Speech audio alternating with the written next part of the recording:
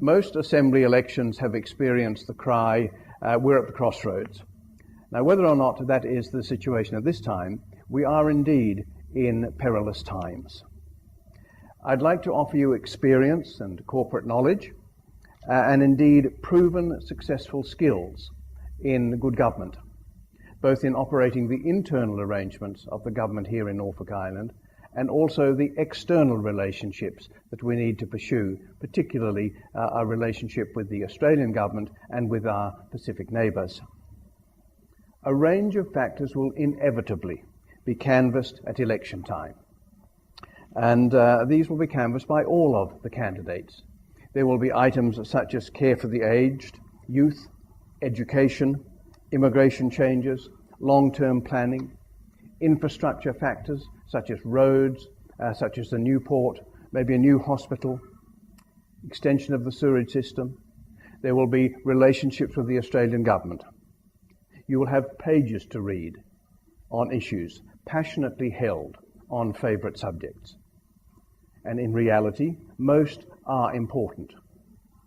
However, few can be successfully tackled unless we positively put our finances into a sound and reliable position. And solutions will depend upon that principal and priority issue of finance and the island's economy. This is essential to be identified, and it's essential to be said. The financial situation isn't easy to read. The audited accounts for the last financial year, that is 08-09, are, as I understand it, not yet presented. The financial indicators, which principally reflect the revenue fund, was last published mid this month. And they don't show our real overall situation. They account individually for particular areas, indicate accurately in that context. But they don't show, for example, our reserves, if we have any. They don't show the trading of each of the 16 government business enterprises, only the amounts transferred from that organisation into the revenue fund.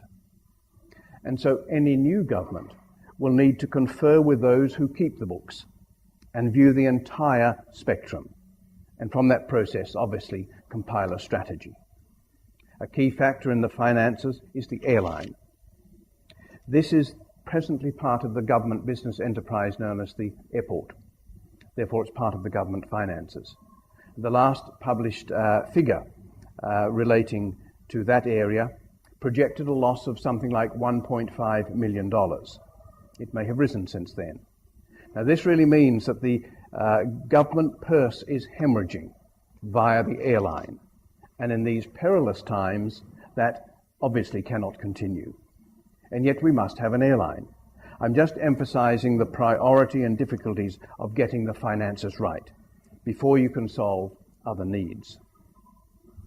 The present difficult issue with the Australian government equally depends upon our financial base being stabilized. And I do have some experience to bring in dealing with these issues. The present voting system provides that a maximum of 2 votes may be allocated to any one candidate. May I respectfully ask for 2 of your votes at this general election so that I might do the best for us all.